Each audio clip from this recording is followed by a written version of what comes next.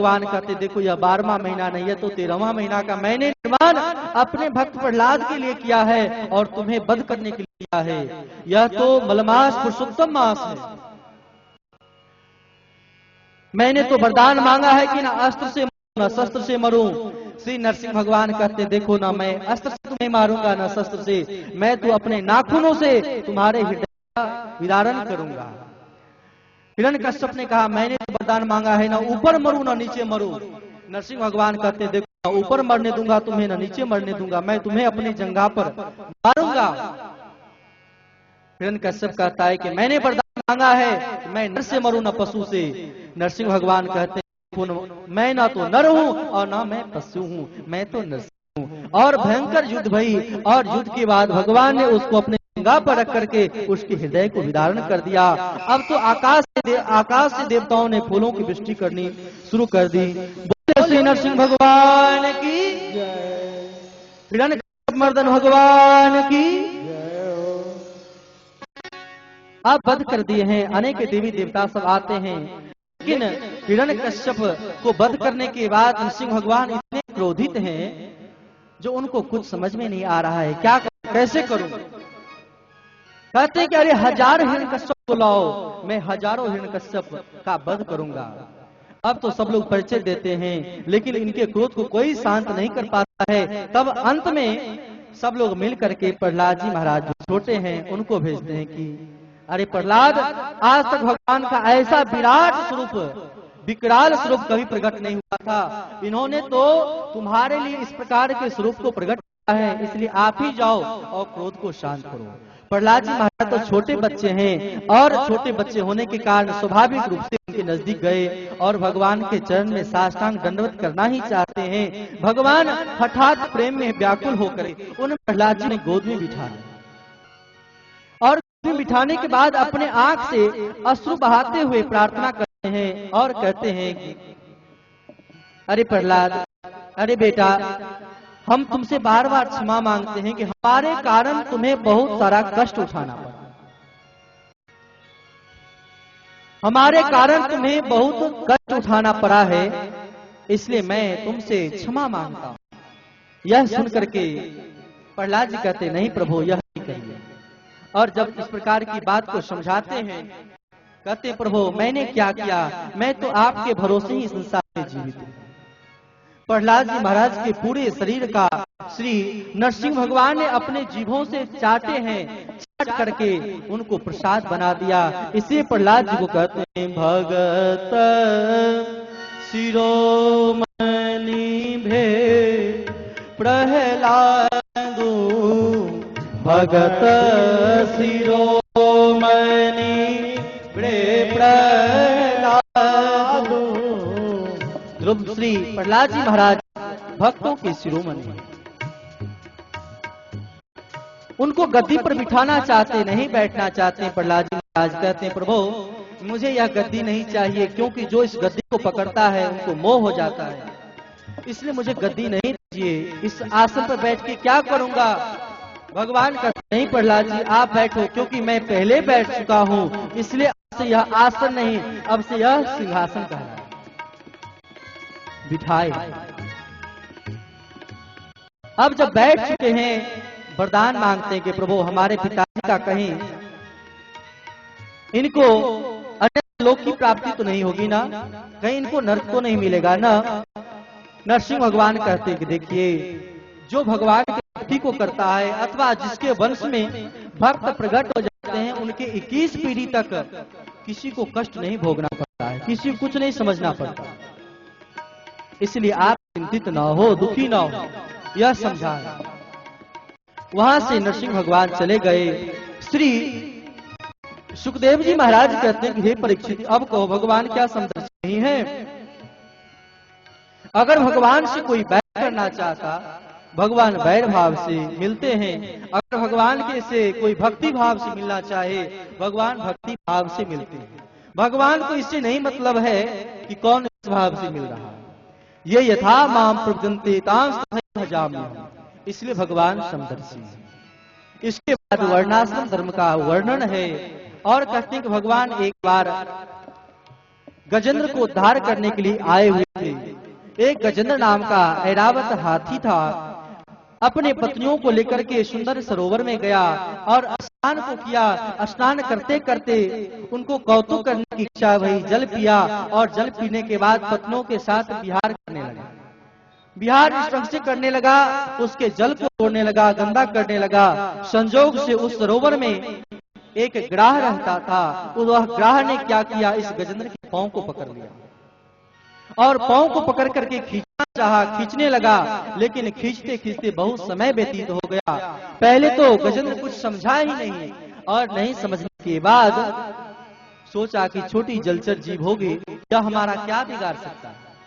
इस प्रकार सोच में पड़े हुए हैं, लेकिन वह जलचर जीव धीरे धीरे खींचने लगा। जब इनको पीड़ा महसूस हुई तो अपने परिवारजनों को सबको बुला करके कहते हैं, अरे हमारी रक्षा को करो। सब सुर एक दूसरे से लगाते हैं और सुर लगाने के बाद भी जब इनकी रक्षा नहीं हो पाती है, सब जो महसूस करने लगते हैं, तो सब एक एक करके इनको छोड़ करके चला जाता है।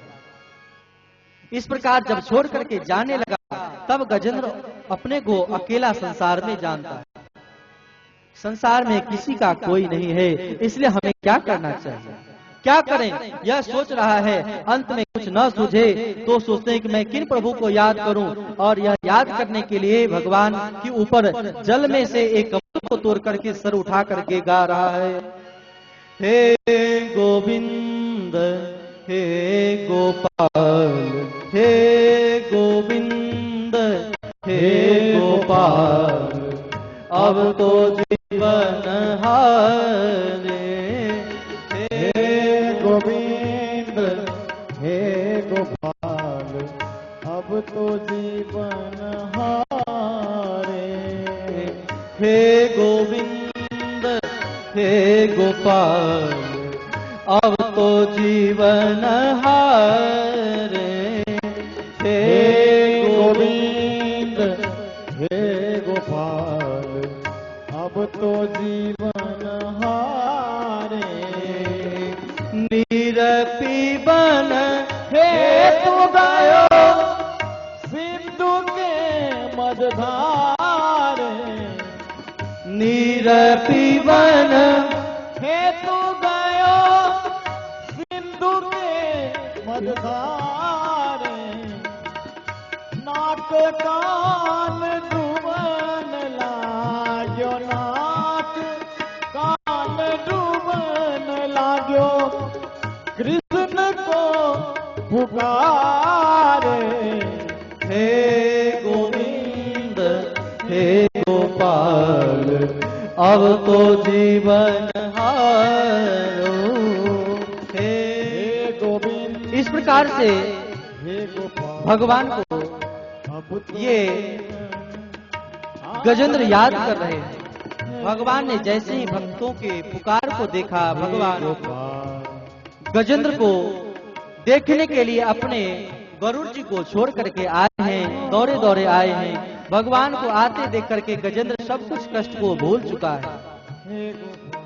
भगवान ने अपने चक्र सुदर्शन का प्रहार किया और उस ग्राह का वध करके उसको गरुड़ पर लादा और लाद करके खड़े हैं। तब गजेंद्र के आंख से अश्रुपात होने लगी और अश्रुपात करते हुए प्रार्थना करते हैं कि हे प्रभु, बुलाया तो मैंने आपको और आप सबसे पहले रक्षा, आप सबसे पहले उद्धार इस ग्राह को कर रहे हैं, क्या कारण है। भगवान कहते हैं, देखिए गजेंद्र जी महाराज, मैं अपने भक्तों को पीछे उद्धार करता हूं। सर्वप्रथम जो हमारे प्रेमी भक्त हैं, उन भक्तों के जो चरण कमल को पकड़ लेते हैं, मैं उनको पहले उद्धार करता हूं, आपका तो उद्धार होगा। इस प्रकार भगवान चले गए। यह गजेंद्र फिर भगवान के भक्ति को किया है और भगवान को प्राप्त किया। श्री सुखदेव जी महाराज परीक्षित जी को यह समझाना चाहते हैं कि गजेंद्र कोई और नहीं, गजेंद्र हम सभी जीव ही हैं और अपने देह के में इतने आसक्त हो जाते हैं, इस प्रकार से लग जाते हैं कि अगर छोटी मोटी अगर व्याधियां अगर होगी तो भी हम परवाह नहीं करते हैं। जब तक परिवारी जन स्नेहजन है उनका भरोसा है, धन संपत्ति का भरोसा है, लेकिन जब वह सभी कोई काम नहीं आता है तब भी तो हम लोग को सचेत होना चाहिए। लेकिन जब सचेत नहीं होते हैं तब उनका उद्धार होना बड़ा मुश्किल होता है। यह समझाए हैं। कहते हैं इसलिए भगवान की भक्ति को करना चाहिए। यह गजेंद्र पूर्व जन्म में राजा था और गुरु के शरणापन होकर के भजन नहीं किया, इसलिए इन गजेंद्र का जो है उद्धार नहीं होता है। और उद्धार नहीं होने के कारण ऋषि श्राप दे देते हैं कि जाओ जाकर के हाथी बन जाओ, लेकिन भजन को करोगे तो अंत में भगवान मिल जाएंगे। यही गजेंद्र एक मनवंतर में भगवान ने अनेक अवतार को धारण किया। भगवान ने समुद्र का मंथन करवाया। यह कैसे हुआ पूछने पर कहते हैं कि प्रहलाद जी के पुत्र विरोचन और विरोचन के पुत्र कौन हुए हैं? श्री बलि जी महाराज। बलि जी महाराज का बड़ा ही सुंदर शासन है और शासन के क्रम में क्या करते हैं? स्वर्ग सबको जीत लेते हैं। स्वर्ग को क्यों जीतते हैं? क्योंकि एक बार दुर्वासा जी भगवान के नित्य धाम से आते हैं सुंदर माला को पहन करके, और उस माला को पहन करके जब आते हैं सामने इंद्र को देखते हैं, और इंद्र को देखने के कारण वह माला उतार करके उन इंद्र को पहना देते हैं। और इंद्र जब उस माला को पहन करके तत्काल उस माला को उतार करके उस गजेंद्र को पहना देता। गजेंद्र को जैसे ही पहनाता है यह गजेंद्र क्या करता, उस माला को उतार करके तत्काल नीचे गिरा करके कुचल देता है। अपने सामने भगवान के द्वारा सुंदर माला का अपमानित देख करके दुर्वासा जी को क्रोध आया और श्राप दे देते हैं कि जाओ मैं तुम्हें श्राप देता हूं कि तुम हीन हो जाओ। और इसी बीच में श्री बलि जी महाराज स्वर्ग पर आक्रमण करके स्वर्ग जीत लेते। अब तो यह भयभीत हो गए इंद्र महाराज और जाते हैं भगवान के शरण में। भगवान कहते हैं अभी कोई उपाय नहीं है, जाओ तुम लोग को बार बार स्वर्ग से हटना पड़ता है, भागना पड़ता है, भागना पड़ता है। इसलिए क्या करो, समुद्र मंथन का आश्रय लो, उसमें से अमृत निकलेगा, और जब अमृत निकलेगा तो मैं क्या करूं, अमृत मैं तुम्हें पिला दूंगा, तुम लोग अमर हो जाओगे, फिर भय खत्म हो जाएगा। अब तो यह सर्प अहिमूषक न्याय के अनुसार बलि जी महाराज के पास गए और कहते हैं कि भैया भैया हम सबों को समुद्र मंथन करना चाहिए, और समुद्र मंथन से जो भी उसमें से निकलेंगे रत्न उस सबको आपस में हम सभी बांट लेंगे। निश्चित हो गया, और बलि जी महाराज के जितने हैं सब मिल करके और यह देवता सब मिल करके समुद्र का मंथन का कार्य प्रारंभ करते हैं। बासुकी को मथानी बनाते हैं, सुमेरु पर्वत को उसमें मंथन की योग्य बनाते हैं, और सब मिल करके समुद्र का मंथन करना प्रारंभ करते हैं। लेकिन उसको रखा कहाँ जाए, इसलिए भगवान को कच्छप का रूप धारण करना पड़ता है। इसलिए भगवान कच्छप रूप धारण करके उन जो सुमेरु पर्वत है उसके नीचे के स्वरूप को धारण करते हैं। बोलिए श्री कच्छप भगवान की जय हो। अब तो नीचे का भाग तैयार हुआ, लेकिन ऊपर से दावन चाहिए, तो दावन कैसे हो? तो भगवान चतुर्भुज रूप अवतरित होकर के ऊपर से भार धारण करते हैं। इसलिए बोलिए श्री चतुर्भुज भगवान की जय हो। भगवान के रूप में बैठ जाते हैं। समुद्र मंथन हुआ, सर्वप्रथम हलाहल विष निकला, और उस विष को लोग क्या करें, सब लोग जलने लगे। सब मिलकर के भगवान शंकर जी से प्रार्थना करते हैं, और भगवान शंकर जी आकर के उस जहर को पान कर जाते हैं। भगवान के नाम का आश्रय लेकर के रा कहते हुए मुंह खोलते हैं, मां कहते हुए मुंह को बंद कर लेते हैं और गला में ही रख लेते हैं। क्यों रखते हैं? क्योंकि हमारे हृदय में तो भगवान निवास करते हैं, इसलिए उसको हृदय में रख लेते हैं। अब क्या करें? अब तो समुद्र से मंथन करने के बाद धीरे धीरे 14 प्रकार के रत्न निकले हैं। कुछ देवता लेते हैं और कुछ असुर लेते हैं। कौस्तुभ मणि भगवान धारण करते हैं, लक्ष्मी निकली भगवान को प्राप्त। इस प्रकार से 14 रत्नों का वितरण होता है। जैसे ही धन्वंतरी भगवान अमृत का कलश लेकर के निकलते हैं, असुर लोग लेकर के भाग जाते हैं। अब क्या करें? अब देवता लोग चिंतित हैं। इन लोगों को चिंतित देख करके श्री भगवान ने मोहिनी का रूप धारण किया और उस राक्षस सबों को छलावे में ले आते हैं। मोहिनी रूप धारण करके कहते हैं कि मैं इसका बंटवारा कर दूं, और बंटवारा करने के निमित्त देवता सबको अमृत पिलाने लगते हैं। लेकिन यह कपट का अभाव विश्वभानु नाम का विश्व प्रवाह कहीं कहीं वर्णन है नाम के असुर को पता चलता है, कहीं स्वरभानु नाम भी वर्णन है। वह चंद्रमा और सूर्य के बीच में जाकर के बैठ जाता है और अमृत को चख भी लेता है। चंद्रमा और सूर्य के द्वारा बताने पर जब इनको पता चला, भगवान चतुर्भुज रूप धारण करके अपने चक्र से उस विश्वप्रभा नाम के असुर को, स्वरभानु नाम के असुर का सिर को काट देते हैं। अब तो हाहाकार मच जाता है कि यह जो अमृत पान देवता लोग कर चुके हैं, भयंकर युद्ध होती है और युद्ध होने के बाद बलि जी महाराज की मृत्यु हो जाती है। पुनः स्वर्ग लोक पर देवताओं का साम्राज्य स्थापित हो जाता है। अब तो श्री शुक्राचार्य जी महाराज चिंतित हो जाते हैं और मृत्यु संजीवनी विद्या के द्वारा पुनः उन बलि जी महाराज को जीवित कर देते हैं। अब बलि जी महाराज को जैसे ही जीवित करते हैं, जीवित करने के बाद ये बलि जी महाराज असुरों के साथ मिलकर के ब्राह्मणों के द्वारा मंत्र जप करवाते हैं और जप करवा करके पुनः बार बार उस स्वर्ग पर आक्रमण करके स्वर्ग को अपने आधिपत्य में रखते हैं। आधिपत्य में ऐसे ही रखते हैं। यह देख करके अब सब चिंतित हैं, क्या करें। अदिति महारानी दुखी हो गई, अब क्या करना चाहिए। अदिति महारानी कश्यप ऋषि के पास गई और कश्यप जी के पास जाकर के कहती हैं कि प्रभु, हमारे पुत्रों को बार बार कष्ट झेलना पड़ता है, इसके उपाय के लिए आपने क्या सोचा है, कुछ तो उपाय करें। तब श्री कश्यप जी महाराज पयोव्रत नाम के साधन को करें कि आप पयोव्रत का आश्रय लें और पयोव्रत धारण करने से आपके यहाँ भगवान अवतरित होंगे।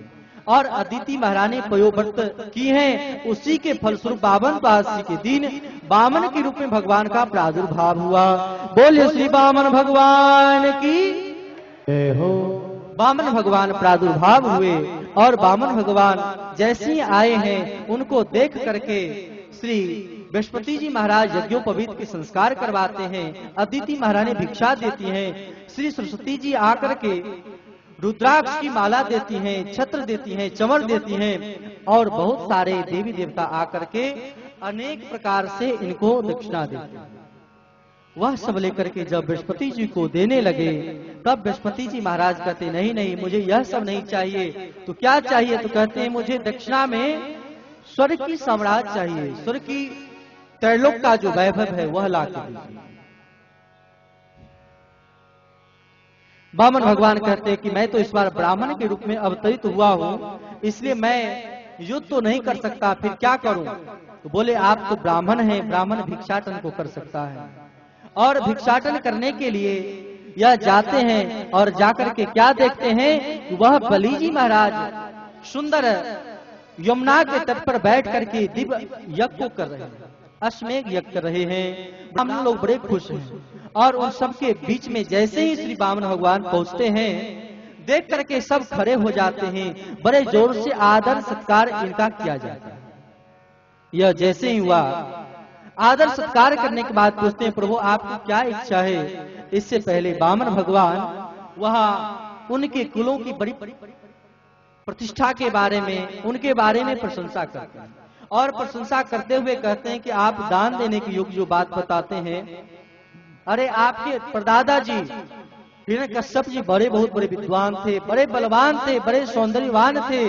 जिनके पुत्र प्रहलाद जी हुए हैं, वे भी भगवान के बड़े प्यारे भक्त हुए हैं। और प्रहलाद जी महाराज के पुत्र कौन हुए हैं? श्री पिरोचन जी महाराज, जो दान धर्म के लिए बड़े विख्यात थे। यह श्रवण करवाते हैं और जब यह श्रवण कराया तो सुन करके, और उन्हीं के वंश में आप बलि जी महाराज, आप भी उन्हीं के प्रकार से दानी हैं, इसलिए आपके कुल की बात की। वामन भगवान कहते हैं जिन ब्राह्मण को, जिन भक्तों को 3 पग भूमि में संतुष्टि नहीं है, अगर उनको ब्रह्मांड की अगर संपत्ति दे दे तो भी वह संतुष्ट नहीं हो सकता है। इस कथा से यही सीख मिलती है। देने के लिए श्री बलि जी महाराज तैयार हैं। शुक्राचार्य जी महाराज रोकते हैं कि जानते हो कि यह छलिया है, विष्णु है, और जब इस प्रकार की बात कहते हैं उनकी बातों को नहीं नजरअंदाज कर देते, दान देने के लिए तैयार हैं, लेकिन वामन भगवान कहते बिना संकल्प किए हुए दान को मैं स्वीकार नहीं करता। यह बात समझाए हैं और समझाने के बाद ये क्या करते हैं, संकल्प करवाते हैं। शुक्राचार्य जी महाराज मना करते हैं, नहीं मानते, गुरु तक का परित्याग कर देते हैं। ऐसे समय में शुक्राचार्य जी महाराज यहाँ तक श्राप दे देते हैं कि जाओ तुम जल्दी ही स्त्रीहीन हो जाओ, और संकल्प कर बैठते हैं कि मैं 3 पग भूमि आपको दिया। जैसे ही संकल्प किया, श्री वामन भगवान विराट स्वरूप को धारण करके आज उन अपने चरणों के द्वारा तीनों लोकों को नाप रहे हैं। भक्त लोग गान करते हैं, वो तेरे द्वार खरा भगवान भगत भर दे रे झोली, तेरे द्वार खरा भगवान भगत भर दे झोली। तू छोड़ सकल अभिमान अमर कल रे, अमर कर ले रे तू अपना दान, भगत भर दे रे झोली। तेरे द्वार खरा भगवान भगत भर दे रे झोली, भगत भर दे रे झोली, भगत भर दे रे झोली। भगवान एक पग से पग पाताल शीश अजधामा, एक चरण से तो नीचे के सारे लोग को नाप लेते हैं और एक पग से ब्रह्मांड तक की संपदा को नाप लेते हैं। और उन बलि जी से कहते हैं, बलि अरे तू अपने को बहुत बड़ा दानी कहता है, यह बतलाओ तीसरा पग मैं कहाँ रखूं, यह बतलाओ मैं तीसरा पग कहाँ रखूं, तेरे पास अब क्या है देने के लिए। तब ऐसे समय में श्री बलि जी महाराज कहते हैं कि प्रभु यह बतलाइए कि दान बड़ा होता है या दानी बड़ा होता है। भगवान कहते हैं होता तो दानी बड़ा, दान बड़ा नहीं होता है, क्योंकि दानी के पास तो और भी कुछ होता है। और ऐसे समय में बलि जी महाराज कहते हैं कि प्रभु तीसरा अभी तक तो आपने सिर्फ दान को स्वीकार किया है, दानी को स्वीकार नहीं किया है। अगर दान एक बार भगवान ने मत्स्य के अवतार को धारण किया, शतव्रत नाम के राजा समुद्र में नदी के तट पर जाते हैं स्नान करने के लिए। स्नान के क्रम में पता चला कि कोई आवाज दे रहा है कि महाराज रक्षा करो, रक्षा करो। वहां से आवाज आने पर जब ध्यान देते हैं तो देखते हैं क्या कोई मछली है। मछली कह रही है कि प्रभु मेरी रक्षा को करो, क्योंकि बड़े बड़े जलचर जीव हमारा भोजन कर जाएगा। यह समझ में आने पर उस जीव को उठाकर कमंडल में डालते हैं, लेकिन कमंडल में भी जब वह बड़ी हो जाती है तब उसको सरोवर में डालते हैं, और सरोवर में ढेरी डालने के बाद जब वह और बड़ी हो जाती है तब उसको किसी विशाल समुद्र में डाल देते हैं। और वहां भी जब विशाल स्वरूप को धारण वह मछली कर लेती है, तब सतव्रत महाराज हाथ जोड़ करके प्रार्थना ये करते हैं कि आप कौन हो, इस प्रकार आपका स्वरूप प्रतिदिन होता है, आप कौन हो यह हमको बतलाओ। तब वह मछली के रूप में भगवान प्रकट हो जाते हैं। बोले श्री मत्स्य भगवान की जय हो। भगवान प्रकट होकर के कहते हैं कि महाराज आप चिंतित न हो, मैं भगवान ही हूँ। अरे आप जिनका सदैव भजन करते हैं वही मैं हूँ। आज के 7वें दिन इस संसार का महाप्रलय होने वाला है, इसलिए मैं यहाँ आपके पास आया हूँ। आप सप्तऋषियों के साथ एक नौका पर बैठ जाएं, और नौका पर जैसे ही आप बैठेंगे मैं उस नौका को लेकर के जब प्रलयकालीन जब यह महाप्रलय होगा जल में आपको घुमाऊंगा, आपको दिव्य उपदेश दूंगा, और उसके बाद आप पुनः सृष्टि का विस्तार को करेंगे। यह बात समझाए हैं, समझ गए। 7वें दिन महाप्रलय का समय आया, ये सब मिलकर के नौका पर सवार होकर के चले गए। प्रलयकालीन जब उस जल में मत्स्य भगवान ने दिव्य उपदेश को दिया, उन उपदेश को सुन करके यह सब बड़े प्रसन्न हुए और पुनः संसार का सृष्टि का विस्तार इन्होंने किया है। इस प्रकार अगले वर्ष में, अगले मनवंतर में जब इनका प्रादुर्भाव होता है तो वैवस्वत मनवंतर के रूप में होता है। इस प्रकार अष्टम स्कंद का विश्राम। नवम स्कंद में हम भगवान के और अवतार के बारे में जानेंगे। इससे पहले 2 बार नाम संकीर्तन कर लें। जय सिया राम, जय जय सिया राम, जय सिया राम, जय जय सिया राम, जय सिया राम, जय जय सिया राम, जय सिया राम, जय जय सिया राम, जय सिया राम, जय जय सिया राम, जय सिया राम, जय जय सिया राम, जय सिया राम, जय जय सिया राम, जय सिया राम, जय जय सिया राम, जय सिया राम, जय जय सिया राम, जय सिया राम, जय जय सिया राम, जय सिया राम, जय जय सिया राम,